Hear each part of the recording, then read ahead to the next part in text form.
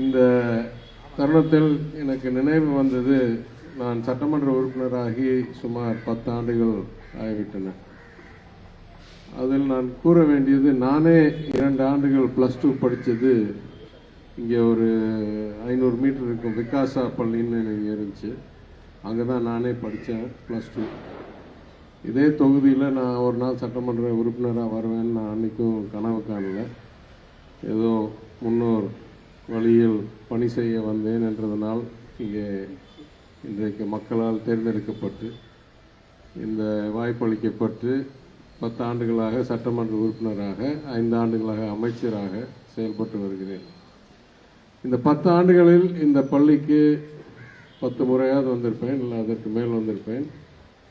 எந்தெந்த வகையில் உதவி செய்ய முடியுமோ, கொரோனா காலத்தில் நோட் புத்தகங்கள், டிஃபன் பெட்டிகள், என் மேம்பாட்டு நிதி, தொகுதி மேம்பாட்டு நிதியிலிருந்து கல்வி அறைகள், சிஎஸ்ஆர் நிதியிலிருந்து குடித்தண்ணிக்கு RO plant, borewell, smart class room, எண்ணற்ற முயற்சிகள் 10 ஆண்டுகளில் செய்திருப்பேன்.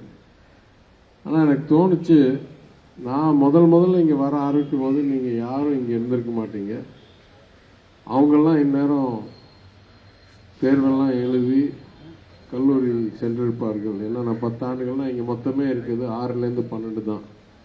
அப்போ நான் முதல்ல வரும்போது நீங்கள் 12வது கிளாஸு கூட இங்கே இருந்திருக்க மாட்டீங்க.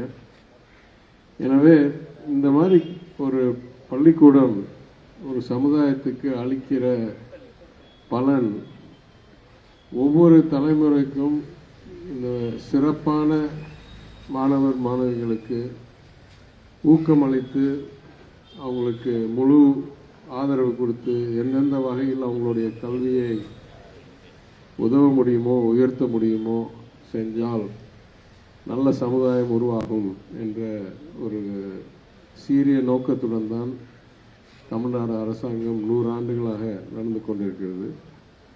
குறிப்பாக இந்த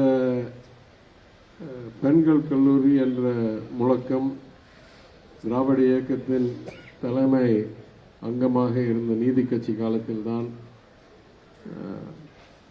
உச்சரிக்கப்பட்டு 1921ஆம் ஆண்டிலேயே கட்டாய முதன்மை கல்வி என்ற சட்டம் கொண்டு வரும்போது அது ஆண்களுக்கும் பெண்களுக்கும் சமமாக அளிக்க வேண்டும் என்ற ஆரம்பத்தில் வந்த விளைவுதான் இன்றைக்கு தமிழ்நாடு இந்தியாவிலேயே தொழிலில், வேலை வாய்ப்பில், பெண்கள் பங்கேற்பில் நம்பர் 1 தெளிவான நம்பர் 1 இருக்கிறது.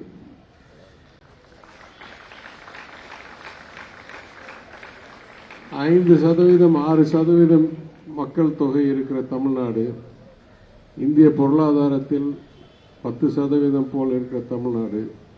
ஆனால் பெண்கள் உற்பத்தி துறையில், மேனுஃபேக்சரிங் செக்டரில் பணி செய்பவர்கள் இந்தியாவிலேயே முழுசா பணி செய்கிறவர்களில் 40%க்கு மேல் தமிழ்நாட்டில் மட்டும் பணி செய்கிறார்கள் என்றால் அது 2 முக்கியமான விளைவுகளை நம்ம அனுசரிக்க வேண்டும். ஒன்று, பெண்களுக்கு கொடுக்கப்படுற வாய்ப்பு ஓரளவுக்காவது சமமாக இருக்கு தமிழ்நாட்டில். வேற எங்கேயோ எந்த ஒப்பிட்டு பார்த்தாலும் அதை விட சிறப்பாக தமிழ்நாட்டில் இருக்கு. ஆனால் முக்கியமான 2வது புரிதல், இத்தனை சதவிகிதம் பெண்கள் இங்கே பணி செய்கிறதுனால்தான் நம்மளுடைய வளர்ச்சி சென்ற ஆண்டு வேற எந்த மாநிலத்திலும் எட்டாத 11.19% ரியல் growth, அதாவது பண மதிப்பு குறைவை தாண்டி அட்ஜஸ்டட் ஃபார் இன்ஃப்ளேஷன் 11.19%. அதுக்கு என்னை பொறுத்த வரைக்கும் முக்கிய காரணம், இங்கே நிறைய பெண்கள் பணி செய்வதனால் இங்கே நிறைய தொழிற்சாலைகள், நிறைய இன்டர்நேஷ்னல் கம்பெனிஸ் எல்லாம் இங்கே வந்து ஃபேக்டரியை அமைத்து இந்த உற்பத்தி நம்மளுடைய ஜிடிபி, ஜிஎஸ்டிபியை அதிகரிக்குது. எனவே இந்த பணி மகத்தான பணி. இது நான் என் முன்னோர்கள் 4 தலைமுறையாக செய்து கொண்டிருக்கிற பணியை என் வாழ்நாளில் 30 ஆண்டுகள் வெளிநாடுகளில் எத்தனையோ என் முன்னோர்கள் வழியில் என் ஊரில் நான் படித்த பள்ளிக்கு பக்கத்தில் இருக்கிற இடத்தில் அதே தொகுதியில் பணி செய்வது எனக்கு வாழ்க்கையில் கிடைத்த பெரிய வரமாக நான் கருதுகிறேன். எனக்கு முன் உரையாற்றிய நம்ம கல்விக்குழு தலைவர் அவர்கள் சொன்னார், எதெல்லாம் கேட்கிறோமோ உடனே ஆணையர் செய்து கொடுக்கிறார் என்று. எனவே அவரிடம் நான் கேட்க வேண்டியது, அந்த ரகசியம் என்ன? நானும் கேட்கறதெல்லாம் ஆணையர் செய்து கொடுப்பார் என்று எனக்கு விருப்பம்.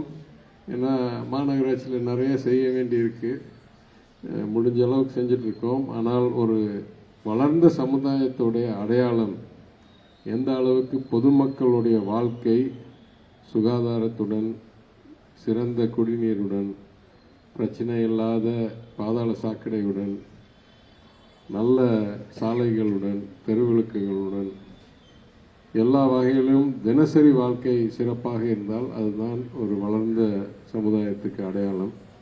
அந்த அடிப்படையில் மாநகராட்சி ஆணையருடைய பணி மகத்தான பணி. அவங்க வந்ததிலிருந்து ஓடி ஆடி எல்லா வகையிலும் எந்தெந்த பணியை இன்னும் சிறப்பாக செய்ய முடியும் என்று முயற்சி செய்து இருக்கிற நிதி சுமையிலும் இருக்கிற பணி சுமையிலும் எதையும் அவர்களை சோர்வடையாமல் தொடர்ந்து உழைத்துக் கொண்டிருக்கிறார். எனவே இந்த நேரத்தில் அவர்களுக்கும் நான் என் பாராட்டை தெரிவித்துக் கொண்டு, நன்றியை தெரிவித்துக் கொண்டு, இங்கே இந்த மிதிவண்டி வாங்கும் அனைத்து மாணவர் மாணவிகளுக்கும் உங்கள் எதிர்காலம் ஒளிமயமாக இருக்க வேண்டும் என்று வேண்டி வாழ்த்தி என் உரையை நிறைவு செய்கிறேன். நன்றி, வணக்கம்.